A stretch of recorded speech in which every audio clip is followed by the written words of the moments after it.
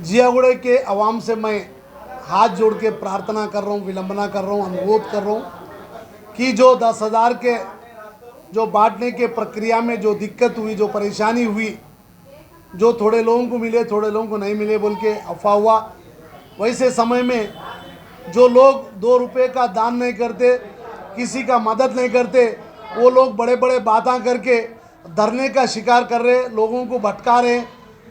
आज पर्दा साफ हो गया है। हम लोग जब भी मदद कर रहे, अभी भी मदद कर रहे, आगे भी केसीआर साहब मदद करेंगे, टीआरएस पार्टी मदद करेंगे। 10,000 रुपये घर घर को पहुंचेगा, वो हम मी सेवा के द्वारा पहुंचेंगे, किसी के हाथ में नहीं। ऐसा परसों तक हम देखे बहुत सारे लोग अवाम को परेशान कर रहे, अवाम को भटका रहे कि 10,000 ऐसा मिल रहा, वैसा मिला, ऐसा कुछ नहीं है। आज तो पर्दा साफ हो गया। आप मी सेवा में अप्लाई करिए, मी सेवा के द्वारा जो आपको नुकसान हुआ उसको बताते हुए 10,000 रुपये देने के लिए हुकूमत तेलंगाना आज भी तैयार है, आगे भी तैयार है, ज़रूर देंगे।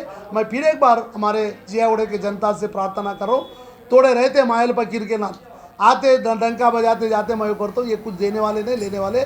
इनका मकसद ही ये है कि आपस में लड़ाना, आपस में ये करना, ऐसे भड़काव में नकवाओ कि क्योंकि सेकुलर जमात हमारे टीआरएस पार्टी है। जियागुड़े में टीआरएस हर कौम के लिए, हर मजहब के लिए, हर प्रांत के लिए, जो बस्तियों के विकास के लिए हम निरंतर प्रयत्न कर रहे और आगे भी करेंगे।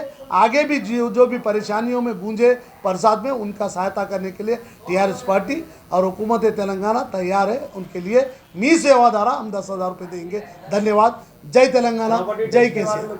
प्रॉपर्टी टैक्स जो लोग इकोनॉमिक